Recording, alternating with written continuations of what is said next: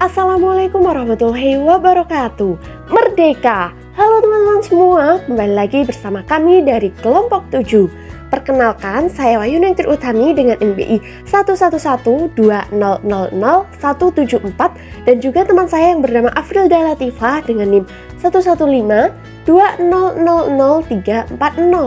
Di sini kami ingin menampilkan video tugas kelompok untuk memenuhi tugas evaluasi akhir semester mata kuliah Pendidikan Patriotisme dengan dosen pengampu Bapak Edi Wahyudi. Dalam video kali ini kami akan bahas tentang potensi ancaman integrasi nasional. Perlu kalian ketahui bahwa integrasi nasional adalah penyatuan atau pembauran suatu bangsa sehingga menjadi satu kesatuan yang utuh. Dengan berintegrasi nasional berarti sama dengan menyatukan seluruh elemen bangsa dengan kesederhanaan. Adanya integrasi nasional sangat penting bagi Indonesia agar tercipta keselarasan bangsa di tengah-tengah keadaan masyarakat yang berbeda-beda. Selain itu, integrasi nasional sangat diperlukan demi keutuhan negara dari berbagai ancaman. Ancaman tersebut juga berpotensi merusak integrasi nasional. Secara umum, ancaman terhadap integrasi nasional dibagi menjadi dua, yakni ancaman militer dan non-militer.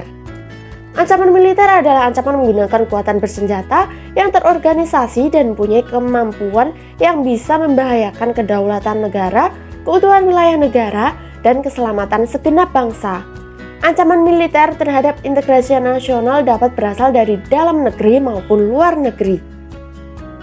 Ancaman militer dalam negeri adalah bentuk ancaman yang datangnya bersumber dari pihak internal atau dari dalam negeri. Bentuk ancaman ini harus diwaspadai karena bisa muncul kapan saja tanpa ada tanda-tanda. Bisa dalam skala kecil seperti konflik masyarakat biasa atau dalam skala besar. Contoh ancaman militer dalam negeri antara lain adalah disintegrasi bangsa melalui macam-macam gerakan separatis berdasarkan sebuah sentimen kesukuan atau pemberontakan akibat ketidakpuasan daerah terhadap kebijakan pemerintahan pusat. Contoh yang kedua adalah keresahan sosial akibat ketimpangan kebijakan ekonomi dan pelanggaran hak asasi manusia yang pada gilirannya dapat mengakibatkan suatu kerusuhan massal. Contoh yang ketiga adalah upaya penggantian ideologi Pancasila dengan ideologi yang lain yang lebih ekstrim atau tidak sesuai kebiasaan dari masyarakat Indonesia. Dan contoh yang terakhir adalah makar dan penggulingan pemerintahan yang sah dan konstitusional. Sedangkan untuk ancaman militer luar negeri adalah bentuk ancaman yang datangnya bersumber dari pihak eksternal atau dari luar negeri. Contoh ancaman militer luar negeri antara lain adalah pelanggaran batas negara yang dilakukan oleh negara lain, pemberontakan senjata yang dilakukan oleh negara lain, serta aksi teror yang dilakukan oleh terorisme internasional. Bentuk-bentuk ancaman militer itu sendiri terdapat berbagai macam.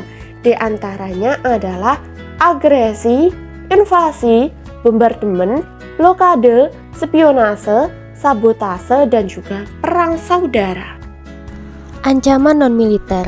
Ancaman non-militer atau nirmiliter memiliki karakteristik yang berbeda dengan ancaman militer, yaitu tidak bersifat fisik serta bentuknya tidak terlihat seperti ancaman militer. Ancaman non-militer bisa berbentuk ancaman terhadap ideologi, politik, ekonomi, sosial budaya, pertahanan, dan keamanan. Bentuk-bentuk ancaman non-militer. 1. Ancaman berdimensi ideologi. 2. Ancaman berdimensi politik. 3. Ancaman berdimensi ekonomi. 4. Ancaman berdimensi sosial budaya. 5. Ancaman berdimensi teknologi informasi. Dan 6. Ancaman berdimensi keselamatan umum. Sekian dari kelompok kami, mohon maaf jika ada kesalahan. Wassalamualaikum warahmatullahi wabarakatuh.